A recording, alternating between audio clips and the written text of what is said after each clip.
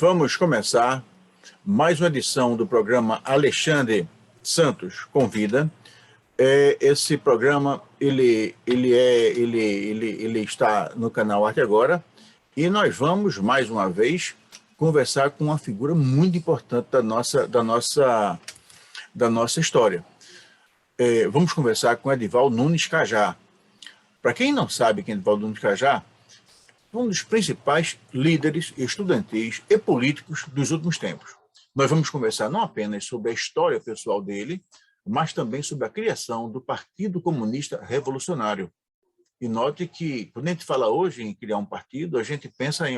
Mas Cajá, ele começou essa jornada no regime militar. Isso lhe rendeu alguns dissabores, inclusive prisão. E nós vamos conversar com ele a respeito de tudo isso. Vai ser uma conversa que eu tenho certeza que as pessoas vão ficar encantadas com essa história. É uma história não só uma história comovente, mas também uma história que nos enche de orgulho. Então, o Cajá é um pernambucano que enche o pernambucano de orgulho. Eu estava chegando, eu tive a chance de conversar com as pessoas que estão nos acompanhando e disse que você é uma figura histórica. Você é um personagem histórico, você faz parte da história da resistência política no Brasil, especialmente no regime militar. E você conseguiu fazer alguns feitos, entre os quais a criação do Partido Comunista Revolucionário. E essa nossa conversa vai versar exatamente isso, um pouco sobre você. A gente vai saber por que o nome Cajá. Né? Você não nasceu Cajá, né? Você nasceu Edivaldo Nunes, né? Mas incorporou Cajá, e Cajá hoje é uma marca de coragem, uma marca de resistência, enfim, é uma marca de política séria. E a gente vai conversar sobre isso, e vamos começar. Edivaldo Nunes Cajá. Quem é Edivaldo Nunes Cajá? Olá, Alexandre. É um prazer muito grande estar aqui nesse seu programa, nessa oportunidade de conversar sobre a situação do nosso partido. O meu nome natural é Edivaldo Nunes da Silva Cajá, registrado no cartório de Bonito de Santa Fé, Paraíba, Alto Sertão da Paraíba, já vizinho ao Ceará. Acontece que, quando vim aqui para Recife, as pessoas tinham o hábito, na casa do estudante, de chamar você pela sua cidade de origem. E a minha cidade de origem, no caso, era Cajazeira, porque eu saí da minha terra, eu fui criado, nasci em Bonito de Santa Fé, na zona rural de Bonito de Santa Fé, fui para uma outra localidade do Vale do Piancó, que hoje é a cidade de Serra Grande, onde fiquei dos 8 anos até os 16 anos. E aí, em seguida, fui para Cajazeiras, que é a cidade polo da região. É uma cidade de muita movimentação cultural, é uma diocese, é um centro acadêmico, universitário, né? Então, lá nós tivemos a oportunidade de fazer a nossa primeira passeata, em 1967, contra a ditadura militar. Fui vice-presidente do Grêmio, depois presidente do Grêmio. Lá também eu fui seminarista, depois de uma manifestação em que foram presos 12 pessoas do nosso grupo, que organizou a manifestação contra a Cruzada ABC, contra a Aliança para o Progresso, que era um projeto imperialista dos Estados Unidos, que nasceu numa reunião da OEA em 62, em Punta del Este. E lá o presidente dos Estados Unidos apresentou esse projeto com esse nome muito bonito, Aliança para o Progresso, mas, na verdade, era um projeto de dominação dos países pobres da América. Como fazer deste continente um mercado cativo para os Estados Unidos. E, por meio deste projeto, fazia uma lavagem cerebral. E a gente percebeu isso e começou a contestar. Daí nasceu uma mobilização no dia 22 de agosto de 1967 para contestar essa manipulação dos Estados Unidos. Então, era uma espécie de... Sim. Eu sei. Você falou que pegou o apelido Cajá, vem da cidade que você é oriundo, na casa do estudante. E você lá, você você estava na Casa do Estudante, você estudava qual curso? Qual era o curso que você fazia A Casa do na Estudante, época? no DERB, a Casa do Estudante de Pernambuco, ela tinha gente da Eu Bahia lembro. até o Piauí. E eu inicialmente entrei como estudante do Colégio Estadual de Cajazeiras, o Velho Ginásio Sim. Pernambucano, ou CEP, em algum momento era CEP, agora voltou ao seu nome. É a escola mais tradicional, dizem até que é a mais antiga da América Latina, de 1825, foi o imperador Pedro II que veio aqui inaugurar esse colégio. E é a escola onde os grandes mestres passaram como aluno e como professor, lá o Cardeal Arcoverde, Epitácio Pessoa, Ariano Suassuna, Cid Sampaio, grandes figuras da literatura brasileira. E me alimentava na casa de estudante e morava numa pensão. Porque na casa de estudante havia uma política onde só internava os apaniguados do presidente. E o presidente era um cara que tinha sido da esquerda, foi cooptado por Jarva Passarinho, traiu a esquerda que o promoveu a presidente, numa eleição disputadíssima com a direita. Então, a esquerda ganhou a eleição, mas depois o Jarva Passarinho cooptou o rapaz.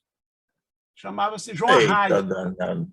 Vinha de Araripina, não é parente de Miguel Arraes, eles vinham, pode ser parente distante.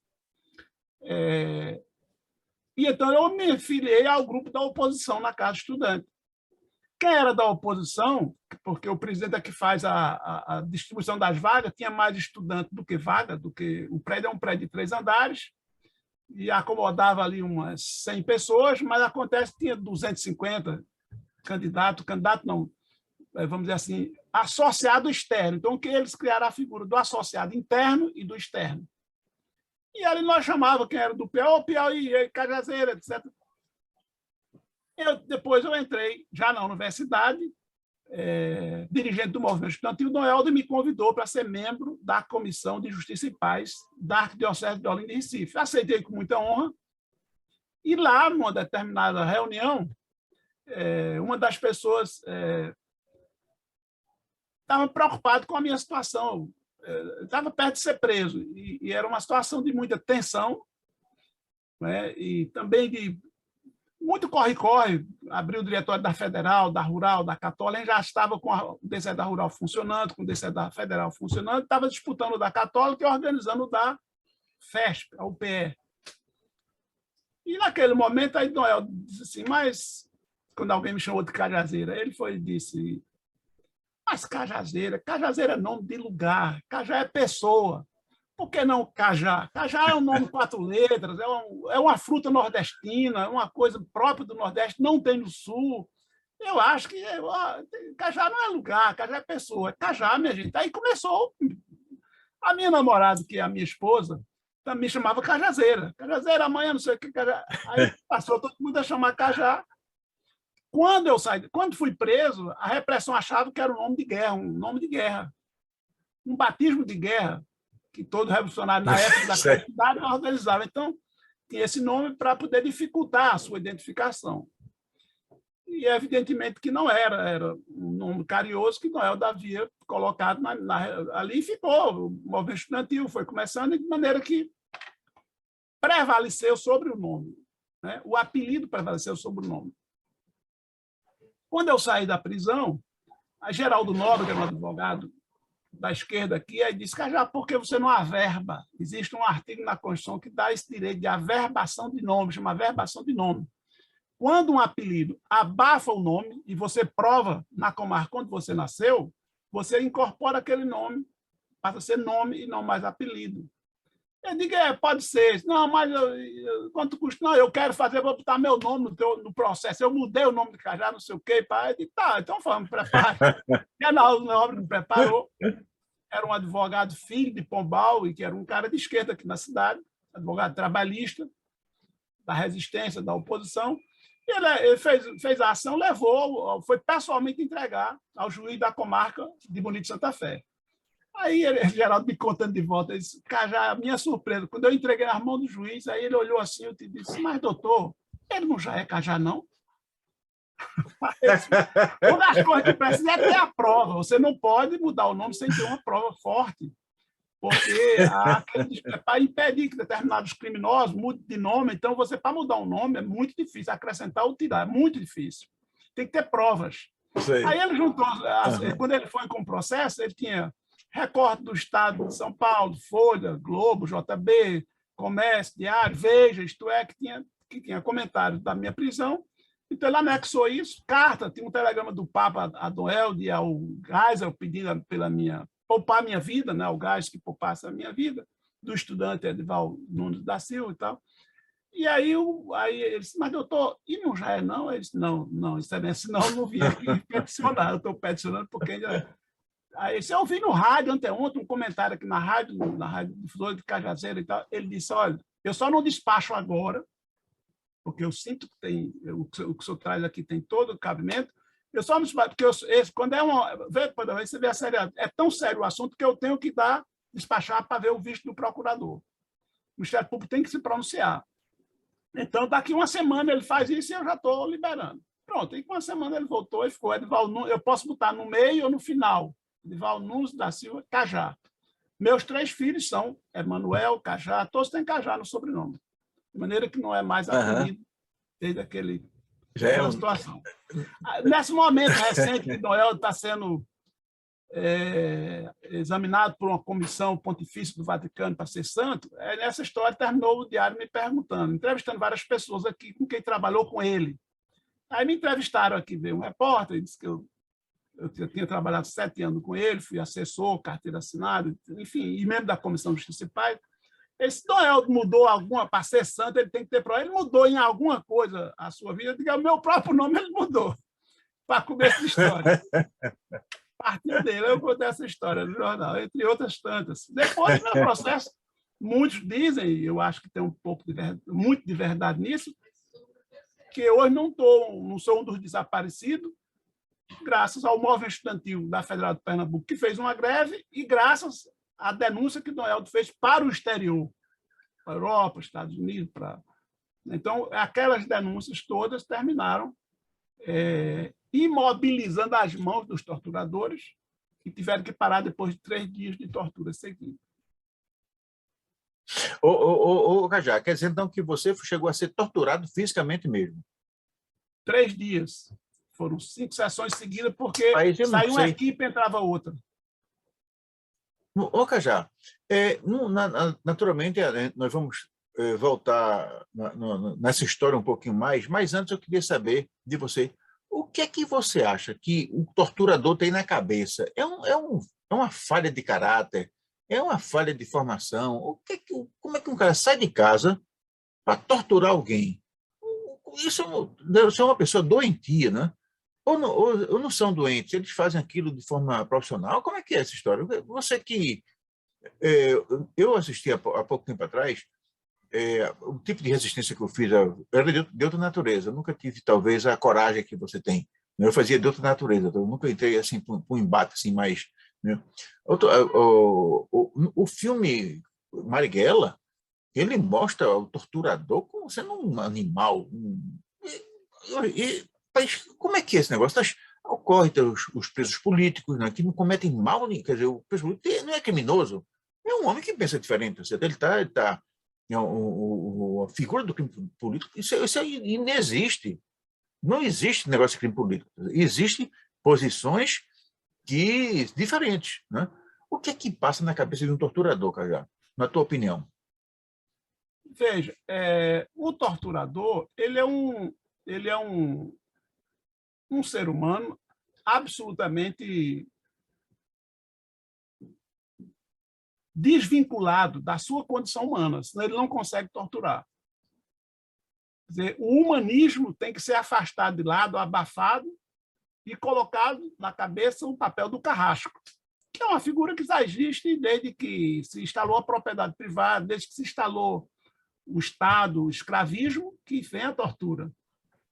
Não é? Os escravos eram torturados.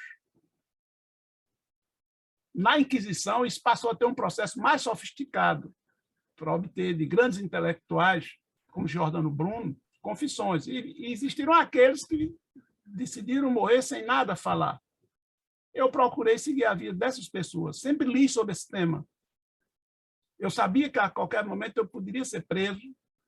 O partido todo nos preparava, porque era uma situação iminente.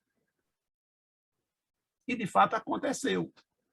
E aquilo que eu assisti desde o momento do sequestro até as primeiras sessões de tortura, correspondia às informações que eu tinha lido em livros, por exemplo, Testamento sob a Forca, do Júlio Futci, que é um depoimento de um tcheco, de um revolucionário, que já quando estava apanhado pela polícia nazista, a Gestapo, e na véspera da sua morte, depois de meses de tortura, mais de 6 meses de tortura, então o carcereiro chegou e avisou para ele, olha, eu acho que hoje vão te matar, porque os nazistas tinham aquelas datas símbolos, né? Noite de São Bartolomeu, tinha a data que eles comemoravam as vitórias que os nazistas obteve, e aí eles matavam vários comunistas para fazer a comemoração, entusiasmar a tropa de torturadores. Então o carcereiro disse, olha, eu conheço a tua mulher que vem aqui de vez em quando, você conversa com ela, eu acho muito duro que eu sei o que se passa com você, e hoje pode ser a tua última noite. Ele passou a noite escrevendo, que ele era um comunista que gostava de escrever e tinha como ofício organizar o jornal do partido. Então, era um escritor, jornalista. Rapaz, esse livro, posso até mostrar aqui para você, só um minutinho. Pois não. Não sei se a câmera dá para perceber. Dá Percebe sim. Dá para ler o título? Testamento sobre a Forca. Sob a Forca. Júlio Futci. Então, esse testamento, esse depoimento, ele passou a noite escrevendo. Deram a ele o lápis e o papel, o carcereiro, ele passou a noite escrevendo e pediu ao carcereiro que entregasse a esposa dele, Gustavo, que ele chamava de Gusta. E ele termina dizendo que nunca associa o nome dele à tristeza. Sempre que lembrasse dele, lembrasse da alegria, da felicidade, e termina o livro dizendo, homens, eu vos amei. É assim que ele termina, ele escrevia muito bem. Eu vos amei. É um encorajamento. Ali é um homem, com H maiúsculo, se a gente pode qualificar assim, é um homem profundamente humanista. É o oposto do torturador. Então, o torturador vira um sabujo, né? Ele vira uma figura asquerosa para cumprir um papel de dobrar o preso político. Isso era no passado e isso é no presente, desde a antiguidade. O objetivo da tortura é quebrar, de preferência, transformá-lo num farrapo humano. Inicialmente, o objetivo não é matar.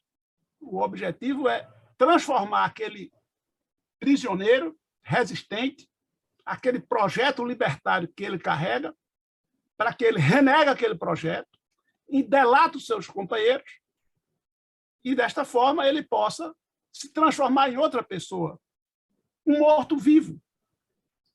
E há quem aceite, e aceitou colaborar, ficar, inclusive, levando recado, ficar, tipo como ele chamava de cachorro, e há outros que até se incorporavam para perseguir comunistas, como o Cabo Anselmo. Então, nós temos vários exemplos na história da humanidade sobre o surgimento e o desenvolvimento deste ofício do torturador, do inquisidor.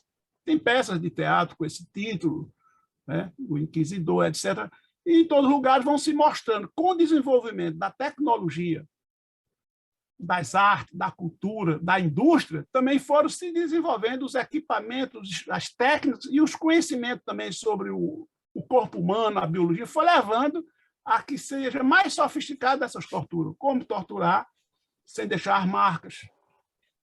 Como levar o prisioneiro a um sofrimento extremo até ele poder colaborar ou terminar falecendo. Mas o desejo deles não é o falecimento. O desejo deles é conseguir quebrar a alma do preso político, a sua ideologia, a sua espiritualidade, a sua integração enquanto ser humano. Então, é uma figura abjeta. É uma figura abjeta. Já. Pois não. Você começou, você ingressou vamos dizer assim, a sua preocupação social, você já deve ter nascido com ela, mas quando foi que como é que você começou a perceber não só a sua preocupação social e preocupação política, mas a sua indignação com aquilo que acontecia no Brasil? Percebeu o Com o seguinte, com que golpe idade, como anterior, criança?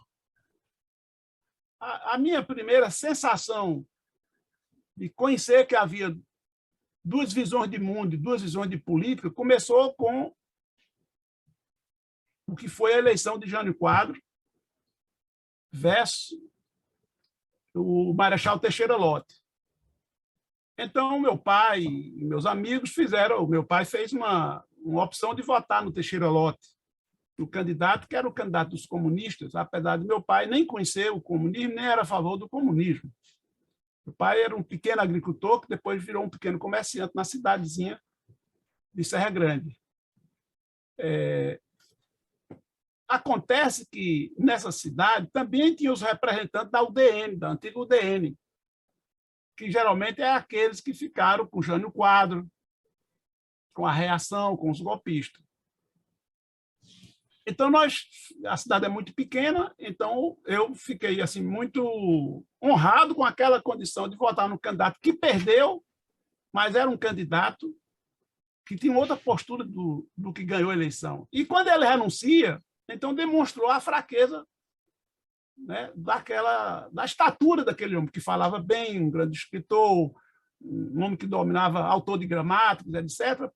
No entretanto, ele era um político, vamos dizer assim, de convicções reacionárias e oportunistas ao mesmo tempo. Foi a Cuba, recebeu Che Guevara, e na hora que começou a ter as pressões, ele renunciou para ver se surgia um queremismo, para que ele voltasse dos braços do povo, mas pelo contrário. O que houve foi, de fato, um desenrolar de uma conjuntura profundamente intensa, e eu já estava nos meus 14, 15 anos, e então o Jânio não toma posse, estava chegando da China, cumpriu uma missão diplomática de representar o Brasil, encontrou o presidente Mao Tse-tung, o chanceler Zhou Enlai, e quando ele está próximo a chegar, o ministro da Guerra e os 3 comandantes disseram: ele não toma posse, se ele entrar, a gente prende. Veja, coisa parecida recentemente. Se o Lula for candidato, vai ser preso, está lembrado? As ameaças que Lembro, claro. o Vilas Boas muito fez. Parecida. Né? Então, se ele chegar aqui no aeroporto, vai ser preso. Então, ele chegou, foi para o Uruguai e ficou a negociação entre PSD, UDN, etc. Mas e a lei? O homem é vice-presidente da República. O cara tirou mais votos do que o presidente, você sabe disso, né? Tirou mais votos, exato. Porque era chapa diferente, era separado do vice. Então, muita gente que votou no Jango para vice, muito dele não era do Teixeira Lott, foi gente que votou para presidente, eu vou votar no Jango, mas para vice eu vou votar no Jango lá, de maneira que ele foi eleito com muito voto, bem votado. E depois de todo aquele desenrolar, os militares impuseram, veja só, a tradição dessas forças armadas que querem se passar por democrata, por constitucionalista. Então, nós não tínhamos o presidencialismo, não temos tradição, não está na legislação brasileira, mas impuseram, bem, se vocês querem que ele tome posse, tem que ser por meio do parlamentarismo. Conversaram com Tancredo aquele jeito de fazer política de conciliação com todo mundo, não se definir nem carne, nem peixe, etc. Então, depois de 2, 3 meses, o Jango toma posse, mas não como um presidente com poderes que tem tradicionalmente no Brasil, mas um presidente que tinha Tancredo Neves como primeiro-ministro, que era, na verdade, o primeiro-ministro quem governava os outros, o governo. Era um tipo de presidente sem a força. Uma raia da Inglaterra, que é rei, mas não governa, não manda, não decide. Bem, diante desse acordo, né, terminou-se o Jango tomando posse. Mas quer dizer, mas vê bem, nós estamos falando em 61, o episódio o 61, né? Então, desde esse tempo, então, você já se sentiu assim impulsionado para assim, para a política. A ideia da política progressista. Eu não compreendi ainda o que era realmente a luta revolucionária, a transformação para uma sociedade comunista. Perfeito. E esse processo, Cajá, como foi que veio surgindo? Quer dizer, nós estamos falando em 61, e aí em 64 veio o golpe, né? Em 60, o golpe foi renovado em 67, em 69, quer dizer, e aí foi né, era um golpe que se renovava a cada necessidade. Então mudava um ato institucional aqui, um ato institucional ali, tá certo? 477, 228, e vinha por aí, né? Aí 5, tudo, né? Aí como foi esse processo, Cajá? Você já foi, enfim, ainda estava lá em Cajazeira, já tinha vindo para o Recife. Como é que foi esse processo? Bem, e Cajazeiras é uma cidade mais politizada, tinha uma tradição de movimento estudantil, de desfile dos diretórios, dos grêmios, para contestar já o golpe de 64. Então, eu fui chamado na sala de aula, recebi uma visita do diretor da UBS, que era diretor da Associação Paraibana de Estudantes Secundaristas, e então ele pediu à diretora da escola para nos dar um aviso para os estudantes. Ela permitiu, e ele então começa a chamar-se Adalmir Coelho, um jovem típico dos anos 60, cabeludo, uma calça tipo boca de sino, camisa, aquelas camisetas, e ele entrou, falou muito bem, e disse que tinha tido o golpe em 64, e agora, nesse momento, que o povo luta para pôr fim a esse golpe, que já assassinou muitos estudantes, e agora estava em marcha a luta para implantar no Brasil, né, o ensino pago, que era o acordo MEC-USAID. A USAID é uma agência de desenvolvimento dos Estados Unidos, então fazia um acordo com o MEC, o Ministério da Educação e Cultura, para implantar um processo de educação paga e acabar com a educação superior pública, como é nos Estados Unidos. Pobre não se forma nos Estados Unidos.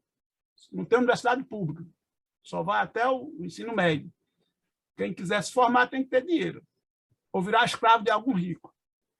Então, começou a colocar o problema. E lá, enfim, eu decidi com ele. Naquele momento, tive dúvida, perguntei a ele se havia risco de prisão, risco de morte. Ele respondeu para todos, que ele deu o informe e perguntou se tinha algum questionamento. E eu disse a ele que eu iria. O que tirou a minha dúvida foi a resposta dele. Eu disse, olha, tem risco de prisão, tem risco de morte? Eu perguntei, porque se eu fosse preso, eu imaginava, eu ia ter que voltar para a roça, porque meu pai ia ficar sabendo, tornava-se público, e eu ia ter que voltar para o Cabo da Enxada. Então, eu estava preocupado para que não tornasse público o meu envolvimento com a política. E aí ele disse, sim, tem risco de ser preso, sim, e tem risco de ser morto. Eu, inclusive, tenho o risco de ser preso só por estar dando esse informe aqui. Eu posso, na saída, ser preso. Por isso tem um companheiro com a Vespa me esperando quando eu saio daqui na esquina, para eu sair rápido, porque a entidade que eu represento já está proscrita, fora da lei, injustamente, mas está fora da lei. Então, eu não vou enganar. No entanto, eu quero dizer para você que se Tiradentes tivesse medo de enfrentar a luta contra a coroa de Portugal, provavelmente, eu não digo até hoje, mas teria durado muito mais tempo a dominação de Portugal sobre o Brasil. E o nome dele ficou na história. Todos nós aqui sabemos quem é Tiradentes. Mas ninguém sabe o nome de quem enforcou ele, de quem esquartejou ele. Então, eu acho que nós devemos lutar pela liberdade, lutar pelo Brasil soberano e independente, como lutou Xavier, José da Silva Xavier, o Tiradentes, independentemente do risco que nós vamos correr. Porque, senão, quando a gente despertar, vai ser muito tarde e esse país pode virar colônia dos Estados Unidos, pode virar um país anexado. E nós não temos coragem, depois não teremos coragem de nos olhar na cara, no espelho, por não ter feito nada. Então, mesmo correndo esse risco, nós vamos fazer a nossa passeata, vamos queimar a bandeira dos Estados Unidos, erguer a bandeira do Brasil e fazer o nosso discurso no lugar desses que vieram aqui insultar a condição, a cidade que teve tradição de civilidade, tradição de enfrentar os seus inimigos, e para nós isso é um ultraje, vir para cá, a cidade que tem a juventude combativa que tem, ter que assistir o desfile da ação, quer dizer, da cruzada ABC, junto com a Aliança para o Progresso. E, de fato, eu tomei minha decisão ali. Eu digo, eu vou por esse negócio, eu sei o risco que tem, mas é uma covardia não ir. Aí foram uns 3 quadros da minha sala, e chegamos lá, Em menos de 10 minutos, quando o grupo deles entraram com as 100 pessoas que vinha carregando essa rainha, aquela que mais fez lavagem cerebral, que mais teria alfabetizado, então assim era, quando eu apitar o juiz, aquele som de apito de juiz de futebol, então é hora de partir em cima para rasgar toda aquela, vão vir num carro alegórico de cetim, ela com uma cadeira de rainha lá em cima. Em 10 minutos a ação foi feita, né, e iniciou o ato político ali, e tivemos que enfrentar, depois de uns menos de 10 minutos, chegou a unidade do Exército que funciona lá, que é o tiro de guerra, e iniciou-se uma praça de guerra na cidade, terminou-se com muitos tiros para cima, 12 companheiros foram presos nesse dia, e 4 soldados foram para o Sandu, que era o INAMPS da época, era a urgência que tinha naquele período. Então, eu imaginei, depois desses companheiros presos, podia ter sido eu, não foi, fui de sorte. Então, cheguei, já era perto das férias de agosto, minha mãe disse, meu filho, isso é muito perigoso, você devia ir para o seminário, tem um seminário lá em Cajazeira. Eu digo, mas mamãe, primeiro eu não quero ser padre. Se você quer ser padre, você acha que eu quero ser padre? Porque você é humanista, você é o primeiro a dar uma esmola, você, quando alguém diz que aqui em casa não tem esmola, você vai buscar a comida, vai buscar uma roupa para essas pessoas. Então, você quer ser padre, sim, porque quem faz o bem às pessoas é o padre. Aí, quer dizer, estava mais perto do espírito do comunismo, né? De você... Exato, exato. Ter aquele apego material às coisas, né? Enfim, ter a compaixão do outro, você ter no outro, ver nele o direito também de existir, de ter felicidade. O fato é que eu fui para o seminário, fiquei aí 2 anos, depois eu disse para ela, já foi ótimo, porque eu estudei bastante, lá é um quartel para se estudar, eu estava atrasado. E aí eu disse para ela, agora eu não volto mais. Eu terminando o ano, estou com minhas notas todas muito boas, e então eu vou sair, vou para o colégio e tal, etc. Fui dizer ao bispo, Dom Zacarias, Júlio Moura, ele disse, não, mas você era uma das minhas esperanças. Não, eu digo, Dom Zacarias, pode continuar tendo esperança em mim. Agora, onde eu estiver, até meu último dia de vida, a lição do homem de Nazaré, de juntar-se aos pobres para lutar contra os opressores, eu vou seguir. E por que você não faz isso como padre? Porque Roma não quer. Roma não quer que padre se envolva com revolução, com transformação. Então, é por isso que eu não vejo razão. Então, é o celibato. Também não é. Não é. Eu acho injusto, eu acho que não deveria ter celibato, mas se fosse uma ação que garantisse a emancipação da humanidade, eu toparia o sacrifício, mas não vai dar, não vai, ao contrário, é uma acomodação. Enfim, me despedi do bispo, me matriculei no colégio estadual, lá eu fui presidente do Grêmio, já havia sido vice-presidente nesse seminário. Aí nós estudamos o marxismo, me tornei comunista dentro do seminário,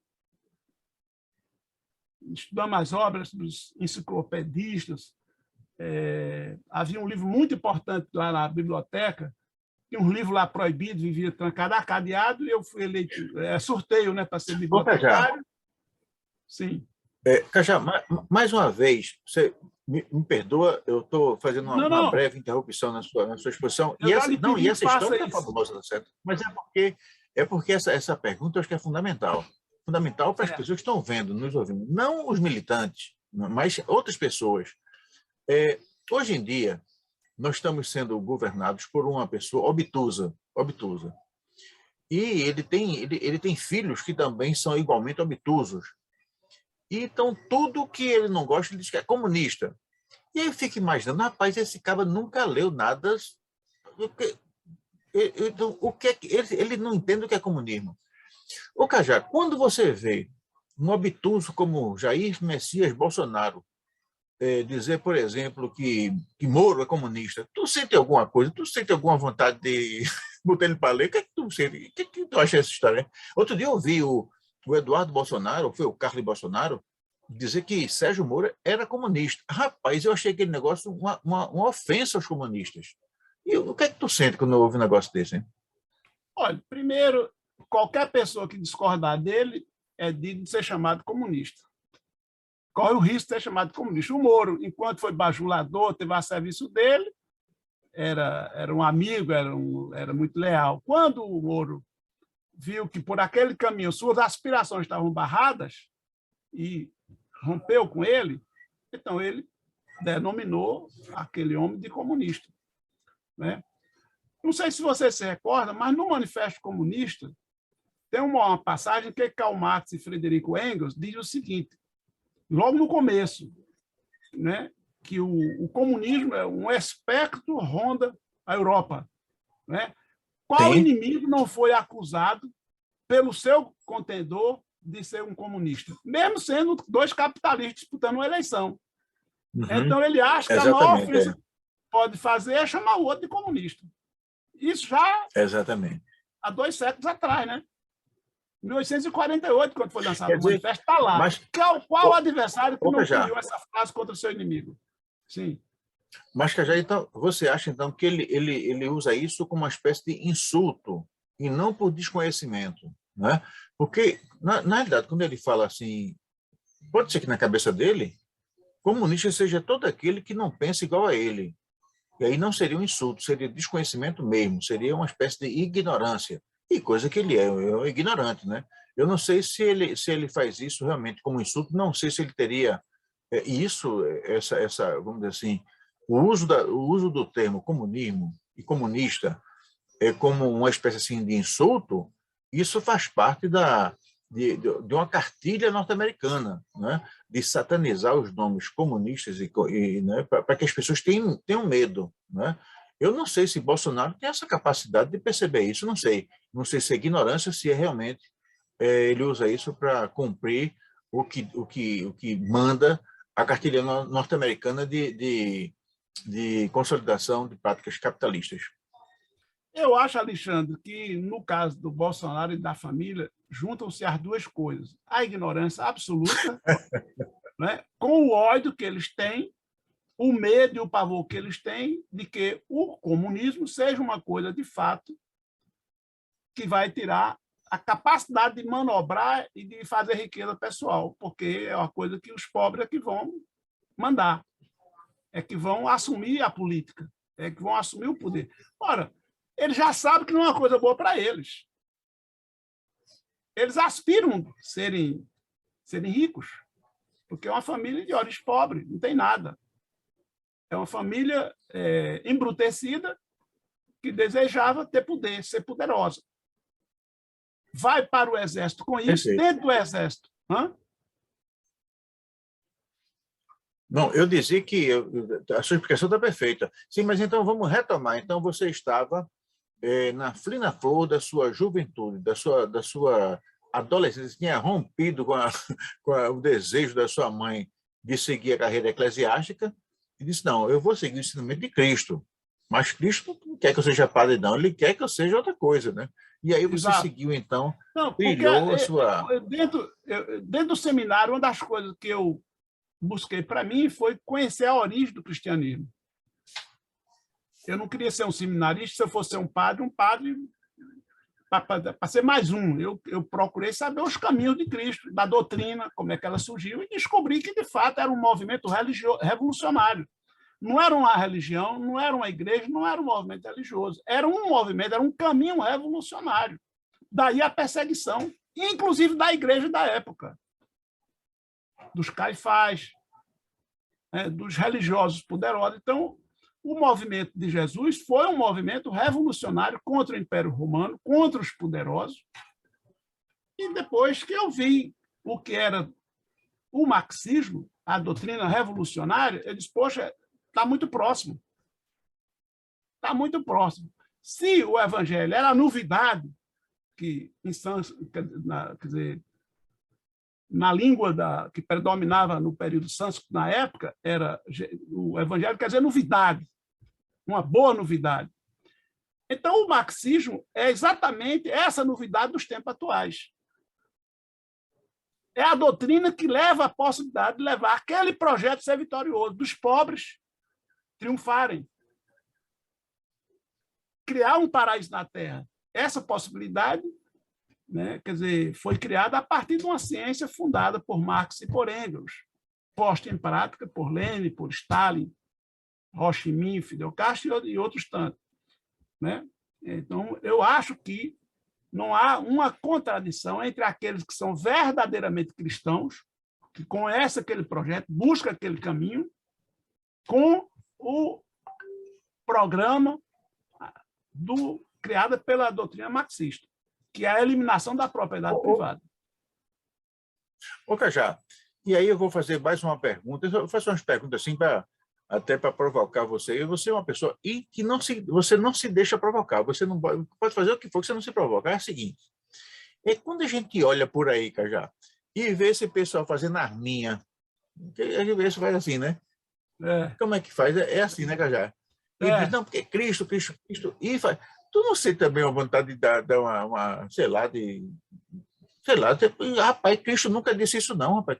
Cristo é amor, não é esse negócio de tu não sente também a vontade de dizer para esses bispos, tem um bispo te enrolando, tem algum pastor te enrolando, tu não tem vontade de por dentro não, assim, eu fico morto de raiva.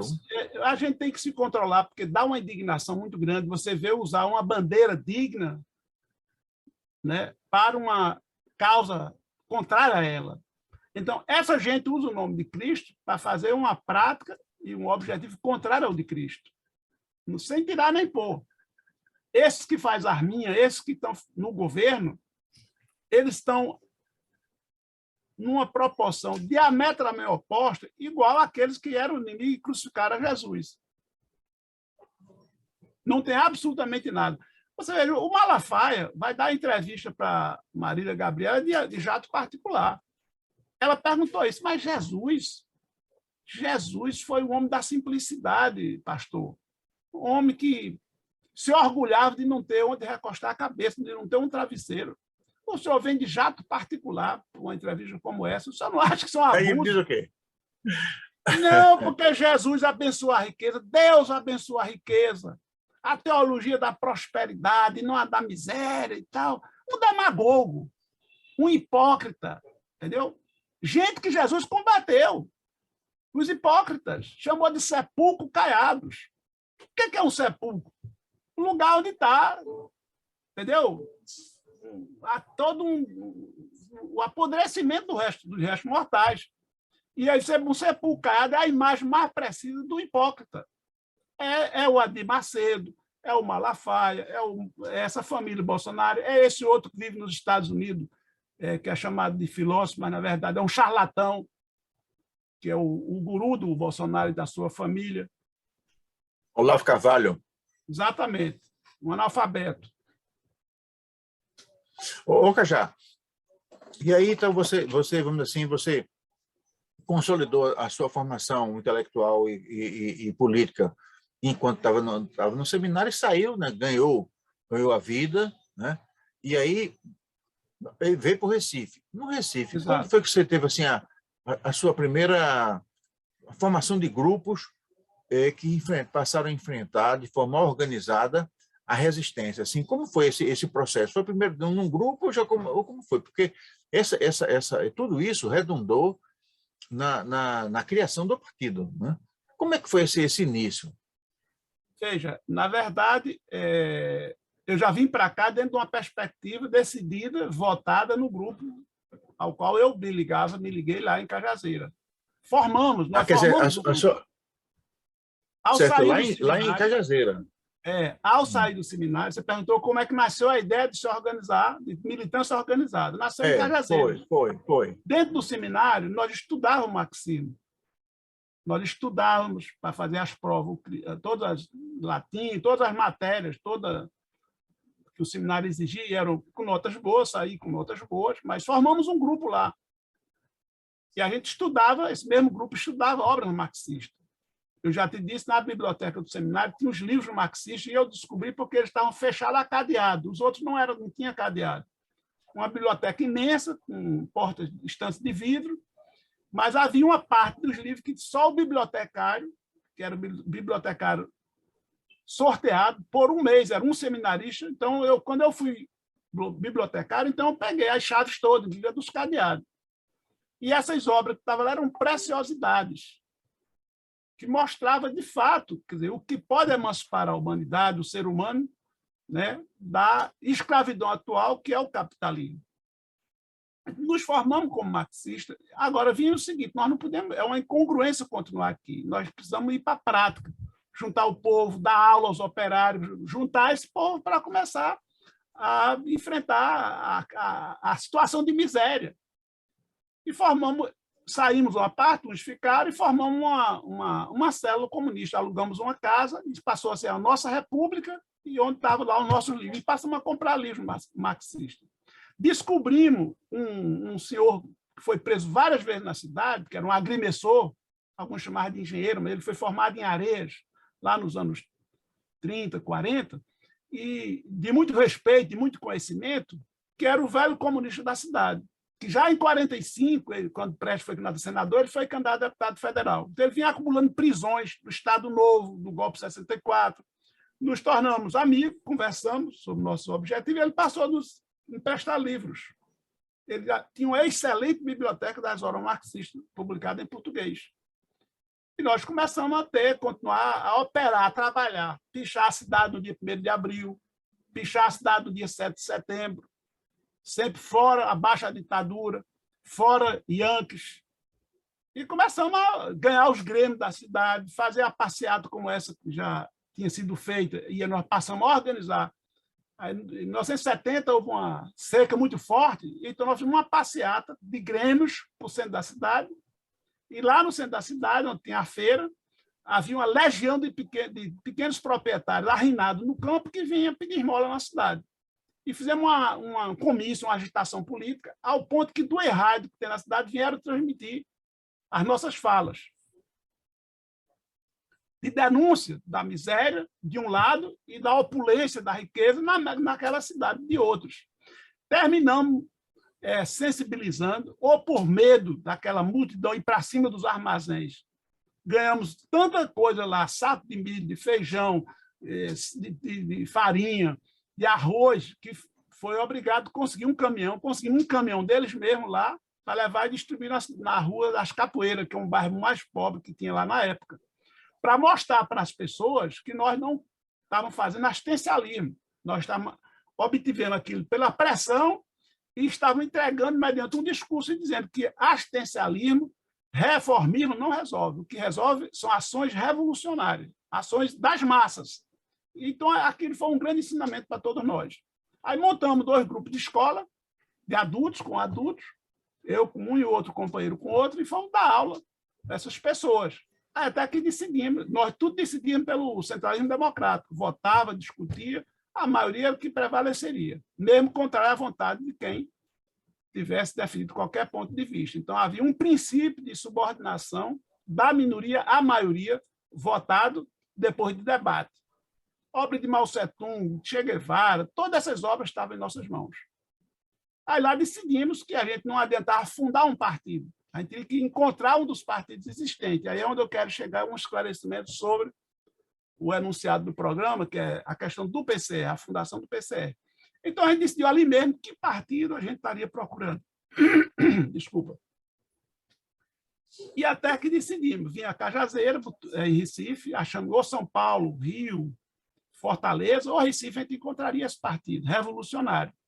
Não queria um partido reformista que engana, que vive correndo atrás do eleitoralismo, queria um partido que conscientizasse as massas e preparasse as massas para uma revolução socialista.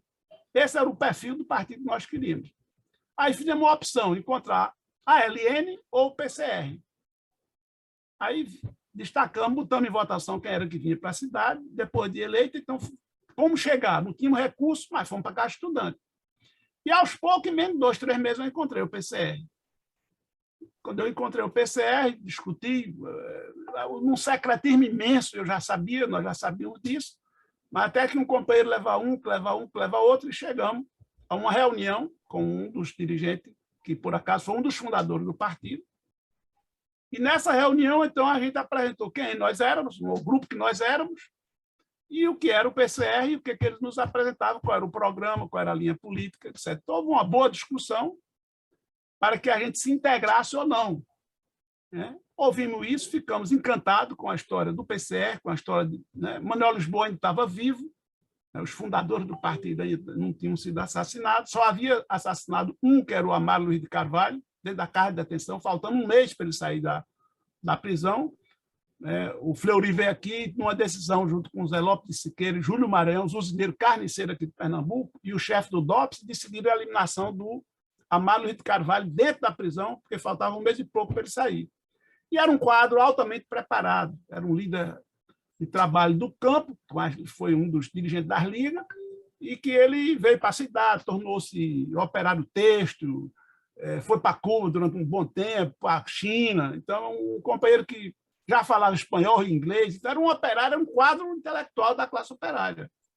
E eles sabiam que ele ia sair da prisão, depois de tortura e tudo mais revolucionário ainda.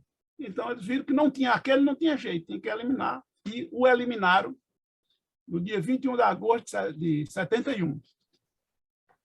Bem, então, o partido aí nos incorpora aí ao PCR. Como é que nasceu o PCR? Como foi o surgimento do PCR? Então, o surgimento do PCR se dá em maio de 66, aqui na cidade do Recife, num congresso absolutamente clandestino, nas barbas, vamos dizer assim, dos golpistas. Aqui estava um dos centros mais reacionários. O Castelo Branco foi comandante do 4º Exército, depois deixou o general Souza Aguiar, e foi fundado em 66, em maio, numa reunião absolutamente clandestina, com 9 delegados, se constrói o primeiro congresso, onde decidiu o nome do partido e uma linha política chamada Carta de 12 Pontos, e mais adiante faz o programa mais completo. Por que o Partido Comunista Revolucionário? Se ser comunista é obrigado, já tem que ser revolucionário. Ao ser revolucionário, não tem que ser comunista, mas ser comunista significa ter que ser revolucionário. Então, aparentemente, seria, vamos dizer assim, uma redundância. Bem, aí o Manuel Lisboa fundamentou. Eu acho que essa decisão dele, só essa, para mim, já valeu o Congresso. Olha, você perguntou, né? Tem 2 partidos que têm o nome de comunista e tal, etc. Como é que funda um terceiro também? Ora, o Manuel achava que há razões que levaram o PCdoB, o grupo, romper com o PCB, que foi aquela política reformista em relação a Jango, em relação à burguesia nacional, não fazia uma crítica sequer, tinha acesso ao Jango, era parte do governo, mas era uma política de bajulação. Não tinha capacidade de dizer, presidente, é preciso preparar o nosso povo, armar o povo, levar o povo a ser protagonista da revolução, de uma transformação. Mas, pelo contrário, era uma política de bajulação. Mais ou menos a política que o PCdoB teve agora em relação ao governo Lula e Dilma, incapaz de fazer qualquer crítica. Era simplesmente para dizer nós estamos juntos e tirar suas vantagens. Uma política reformista, portanto, a mesma que João Amazonas, Diógenes de Arruda, Gabrois criticaram em 62, e por isso foram fundar o PCdoB. Então, Manuel Lisboa, que fez parte desse grupo que formou o PCdoB, a Luiz de Carvalho, esses companheiros que fundaram o PCR, disseram, bem, veio o golpe 2 anos depois, e o PCdoB se comportou igual ao PCB. Não teve uma ação combativa. E quando chega a 65, vem com a ideia de ir lá para o mato, para Xambió, para Goiás, etc. E eles discordavam. Assim, nós temos que fazer. Onde está o povo? O povo está, os operários estão no ABC, em São Paulo, estão na Zona Canavieira. O dissídio coletivo naquele período chegava a ter 300 mil trabalhadores. Veja só, era maior do que o ABC, que era 250 mil. Era 250 mil trabalhadores.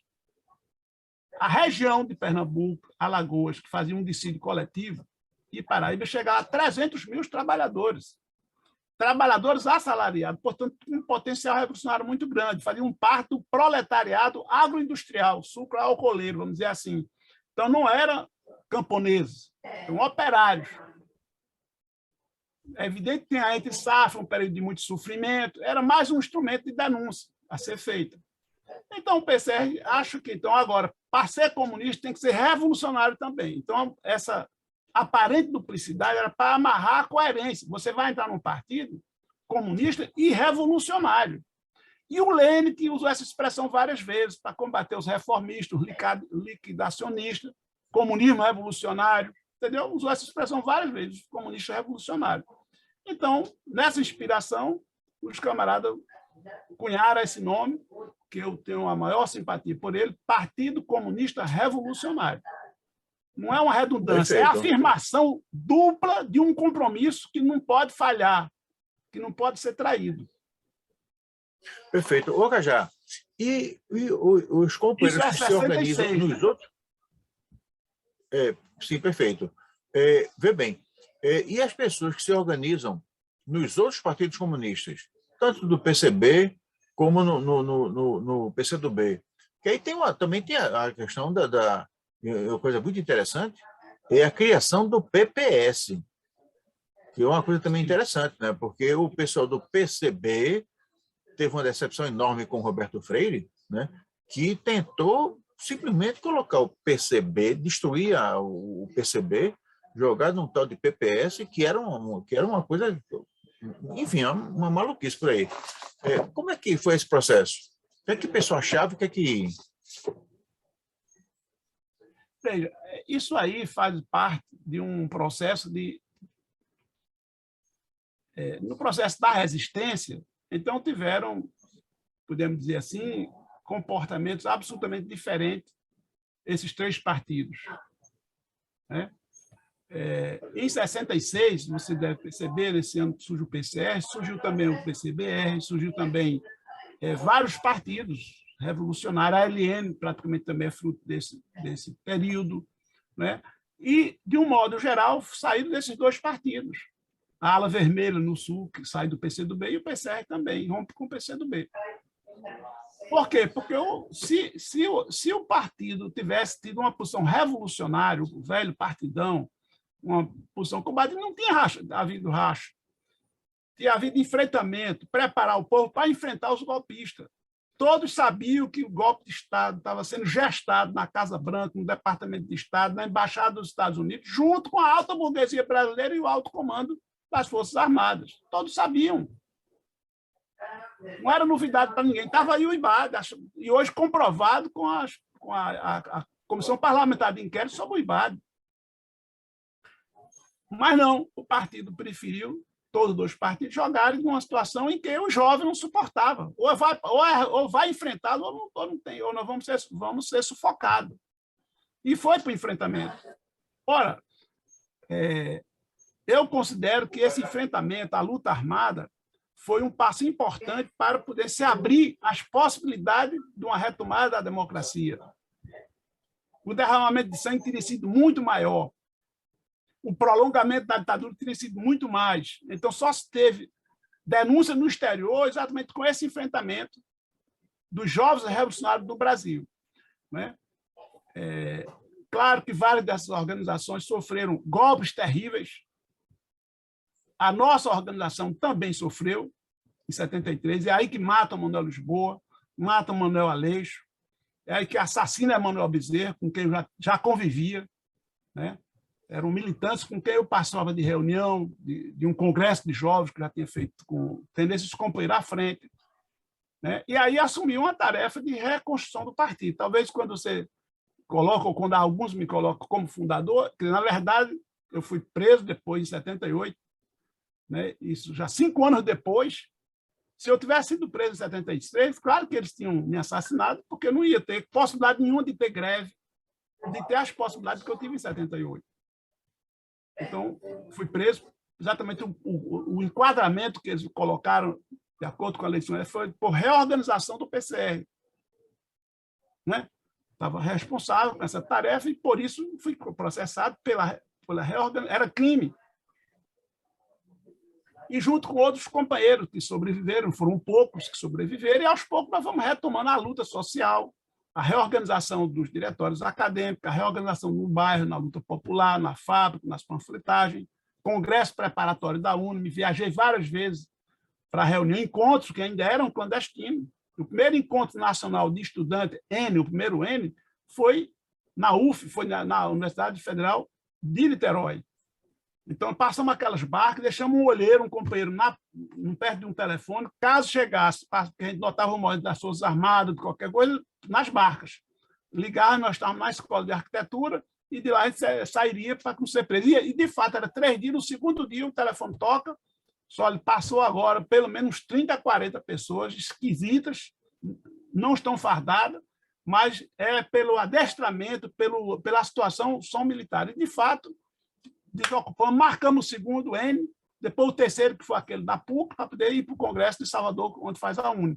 Então, não foi ninguém preso na UF, porque nós fomos capazes de não nos deixar prender. Foram várias tentativas de prender. Quando eu fui preso, eu tinha passado por várias possibilidades de prisão, que nós já tínhamos conseguido, digamos assim, impedir que acontecesse. Então, quando vem essa degeneração, vamos dizer, de certos aspectos, de certos grupos da esquerda, o PPS é isso. É um grupo que vai pela direita. Ele não rompe pela esquerda, ele rompe pela direita, para organizar um partido que renegava o comunismo.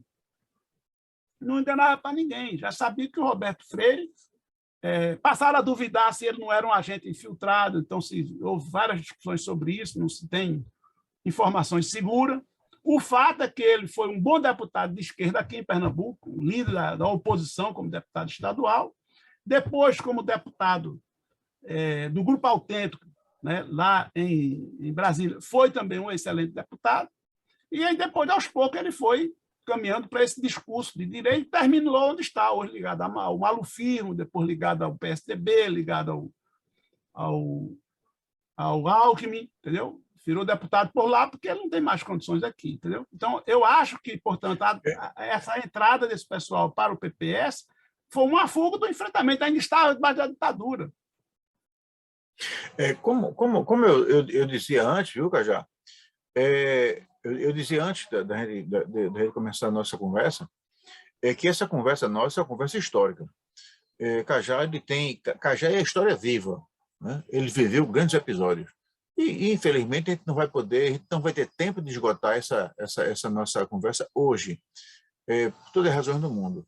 Então, o que eu proponho é que a gente, segundo o calendário, a agenda do Cajá, a gente possa retomar essa conversa o mais breve possível, para a semana, sei lá quando, assim que o Cajá puder, para a gente continuar, porque realmente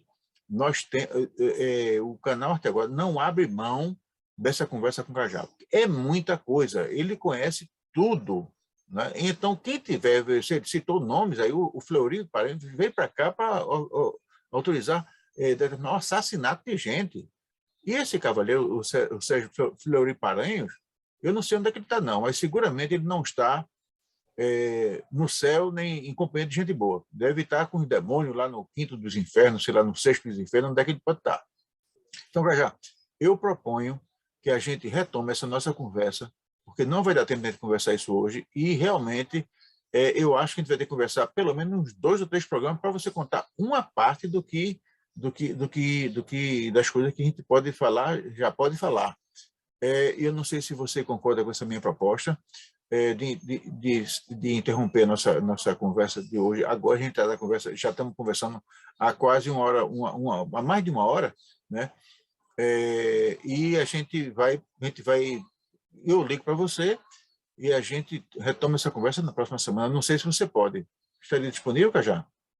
Veja, Alexandre, eu teria o maior prazer de conversar contigo, a conversa é boa, a história, a gente precisa que essa história sirva para a juventude que está se reorganizando numa perspectiva de um caminho revolucionário, porque eu não acredito no caminho parlamentar, num caminho... esse caminho é o que é utópico, não leva a lugar nenhum, a lugar que não existe, né, segundo a expressão própria da palavra, lugar que não existe. Né? Então, é preciso abrir essa discussão acerca das perspectivas, do caminho, da saída para essa crise profunda que vive o nosso país, não apenas do governo Bolsonaro, do governo genocida, mas também da crise geral do capital, do ponto de vista estrutural, do ponto de vista internacional, inclusive. Então, me disponho, mas para a semana a gente está... Perfeito. Um período de final de ano muito difícil, porque é muita atividade. Não, mas veja bem, vamos ter uma Cajá, festa do Jornal A Verdade, Centro Cultural, quero me e a gente convidar vai para dar um essa jeito festa. de alguma forma, eu quero estar presente na festa, porque gente que pensa bem, penso bem, não bem do Brasil, não, penso bem da humanidade, que é muito importante, né? Eu quero estar, não sei exatamente ainda onde vai ser a festa, que de alguma forma, inclusive, tentar ajudar a encontrar um local para fazer essa festa, que é uma coisa importante. E aí, se a gente não puder ainda no final desse mês, a gente fará uma coisa certa. Cajá estará de volta conosco para contar essa e outros episódios da sua vida que é extremamente densa do ponto de vista político e do ponto de vista do pensamento humanista. Bom, e agora eu falo com você que está em casa nos acompanhando. Se você ainda não é inscrito no canal até agora, por favor, se inscreva. Existe uma tecla, inscreva-se, bota na tecla, não paga nada, e a gente manda uma mensagem clara para a humanidade, de que através da arte e da cultura, e também da ciência, da tecnologia, a gente poderia construir um mundo melhor para todos. Um mundo que não é bom para todos, não vale muito a pena. Eu fico muito feliz e cada vez mais orgulhoso de ter Cajá no rol dos meus amigos, e fica a promessa de a gente voltar a conversar com ele, ou no finalzinho desse ano, se é que vai dar tempo, ou no comecinho do próximo ano, mas o fato é que nós temos esse encontro marcado com o Cajá. Cajá, muito obrigado, a palavra é toda tua para teus despedidas. Um abraço a todo mundo, um beijo a todo mundo. Vamos ouvir Cajá. Cajá. Obrigado pela oportunidade de conversar com você e com os seus seguidores, como é que chama, pelos membros do canal, os assinantes do canal, e fico também muito... Você às vezes, exagera em relação ao meu nome, ao que eu faço, mas diz que é próprio dos amigos exagerar quando fala dos seus amigos, dos outros. Eu também tenho você numa conta enorme. Me conheci presidente do Clube de Engenharia, depois presidente da Associação dos Escritores de Pernambuco, organizador da Fliporto, enfim, uma figura importante para a cultura pernambucana e brasileira. É mais provável que no começo do ano a gente volte a conversar diante de um calendário que eu estou vendo do Centro Cultural Manuel Lisboa, que vai estar junto com a militância do novo partido, que é a Unidade Popular para o Socialismo, o Comitê Memória, Verdade e Justiça. Vamos fazer uma festa conjunta, assim, com os aspectos coletivos da resistência, né? Queremos juntar essas pessoas para fazer um balanço de maneira cultural e festiva das atividades de 2021 e, ao mesmo tempo, as perspectivas para 2022.